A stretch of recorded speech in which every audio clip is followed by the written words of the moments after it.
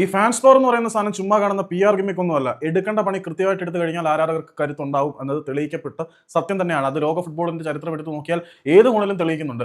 ചുമ്മാ ചിലതൊക്കെ പന്നി പെറ്റുകൂട്ടുന്ന പോലെ ആൾക്കൂട്ടത്തിനെ ഉണ്ടാക്കി വെച്ച് ഒരു കാര്യമില്ലാതെ PR വർക്ക് നടക്കുന്നുണ്ട്. അതിനൊന്നും ഒരു കാര്യമില്ല. ഈ കഴുതപ്പുലികളുടെ ഒരു കൂട്ടത്തിനെ നേരിടാൻ ഒരു കടുവയോ ഒരു സിംഹമോ ധാരാളമാണ് എന്ന് പറയുന്ന പോലെയാണ്. ഒരു പ്രമുഖ ആരാധക വൃന്ദം PR ഏജൻസി പോലെ പ്രവർത്തിക്കുന്നുണ്ട്. മാനേജ്മെന്റിന്റെ തെറ്റായ നയങ്ങൾക്കെതിരെ പ്രതികരിക്കും എന്നൊക്കെ പറയുന്നുണ്ട്. പ്രതികരണം പക്ഷേ സോഷ്യൽ മീഡിയയിൽ ഒരു പോസ്റ്റിൽ അങ്ങ് ഒതുങ്ങി നിൽക്കും. പിന്നെ ഒരു ചർച്ച നടത്തുന്നുണ്ട്. ആ ചർച്ചയിൽ ഉന്നയിക്കപ്പെടുന്ന ചോദ്യങ്ങൾ ആർക്ക് വേണ്ടിയാണ്, അതിന് വരുന്ന മറുപടികൾ എങ്ങനെയാണ് എന്ന് നോക്കിക്കഴിഞ്ഞാൽ പ്യുവർലി പ്രീ പ്ലാൻഡ് സ്ക്രിപ്റ്റിന്റെ ഡെമോൺസ്ട്രേഷൻ മാത്രമാണ് അവിടെ നടക്കുന്നത് എന്ന് ഇതൊക്കെ കാണുന്ന എല്ലാവർക്കും മനസ്സിലാവും. എന്തുകൊണ്ട് ഞാനിതിപ്പോൾ ഇങ്ങനെ പറയുന്നു എന്ന് ചോദിച്ചു കഴിഞ്ഞാൽ, എണ്ണത്തിൽ കുറവായിരിക്കാം ഗോകുലം കേരള FC ആരാധക സംഘടനയായിട്ടുള്ള ബറ്റാലിയ. പക്ഷേ അവർ എടുക്കേണ്ട പണി കൃത്യമായിട്ട് എടുക്കുന്നുണ്ട്. അതിന്റെ റിസൾട്ട് അവർ ഉണ്ടാക്കി എടുക്കുന്നുണ്ട്. ഏറ്റവും വലിയ ഉദാഹരണം നിങ്ങൾ എല്ലാവരും ശ്രദ്ധിച്ചിട്ടുണ്ടായിരിക്കും. Gokulam Kerala FC home ground Kozhikode corporation സ്റ്റേഡിയത്തിൽ നിന്ന് മാറ്റി മറ്റേടത്തോട്ടാക്കിയിട്ടുണ്ടായിരുന്നു. എങ്ങോട്ടാക്കിയിട്ടുണ്ടായിരുന്നു?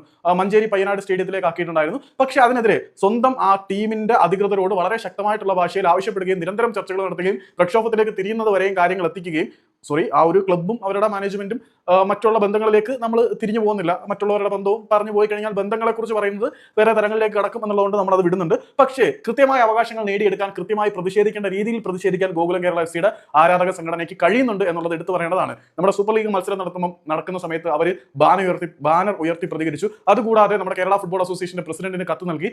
ഡയറക്റ്റ് പ്രക്ഷോഭത്തിലേക്ക് ഇറങ്ങാൻ അവർ തയ്യാറായിരുന്നു. അതുകൊണ്ട് തന്നെ കേരള ഫുട്ബോൾ അസോസിയേഷന് തീരുമാനം പിൻവലിച്ച് ഗോകുലം കേരള FC അവരുടെ ഹോം ഗ്രൗണ്ട് വിട്ടു നൽകേണ്ട അവസ്ഥയിലേക്ക് കാര്യങ്ങൾ എത്തുകയും Manjeri Payyanad stadium backup stadium ആക്കി മാറ്റുകയും ചെയ്തിട്ടുണ്ട്. അതായത് കോഴിക്കോട് കോർപ്പറേഷൻ സ്റ്റേഡിയം ആയിരുന്നു നമ്മളുടെ Gokulam Kerala FC home ground. അത് മാറ്റാനുള്ള തീരുമാനത്തിനെതിരെ വളരെ കൃത്യമായിട്ടും ഫലപ്രദമായിട്ടും തങ്ങളുടെ സമ്മർദ്ദ തന്ത്രങ്ങളും പിന്നീട് പ്രതിഷേധ മാർഗങ്ങളും എഫക്റ്റീവായിട്ട് യൂട്ടിലൈസ് ചെയ്ത് ആ തീരുമാനത്തിനെ മാറ്റി മഞ്ചേരി പയ്യനാട് സ്റ്റേഡിയത്തിലേക്ക് പോകേണ്ട ഗോകുലം കേരളയുടെ ഹോം മത്സരങ്ങളെ തിരികെ കോഴിക്കോട് കോർപ്പറേഷൻ സ്റ്റേഡിയത്തിലേക്ക് കൊണ്ടുവരാൻ ഗോകുലം കേരള FC ആരാധകർക്ക് കഴിയുന്നുണ്ട് എങ്കിൽ അവർ കൃത്യമായിട്ട് ഓർഗനൈസ് ചെയ്ത് കാര്യങ്ങൾ മുന്നോട്ട് കൊണ്ടുപോകുന്നുണ്ട്.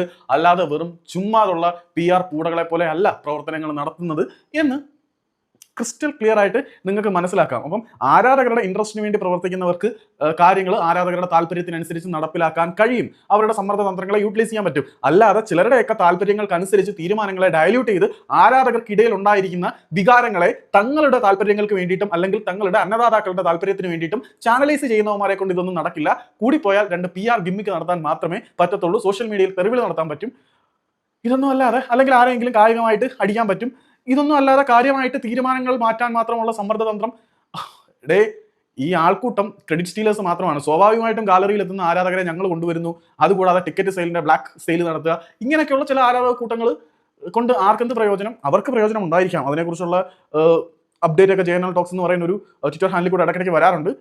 മറ്റു കാര്യങ്ങൾ ഇപ്പം ഗോകുലം കേരള FC എണ്ണത്തിൽ കുറവുള്ള ബറ്റാലിയ അവരുടെ തീരുമാനങ്ങളെ മാറ്റാൻ മാത്രം കെൽപ്പുള്ളവരാണ് എങ്കിൽ ആരാധക സംഘടന അത് മറ്റേത് PR ഗിമ്മിക്ക്, അതൊന്ന് മനസ്സിലാക്കണം. ഇതിന്റെ താഴെ പൊങ്കാല വരും പൂടപ്പടയാളികളുടെ. എന്നാലും കുഴപ്പമില്ല, ജസ്റ്റ് ഇത് പറഞ്ഞു വെക്കുന്നു. പറഞ്ഞാതിരുന്നാൽ ശരിയാവില്ല.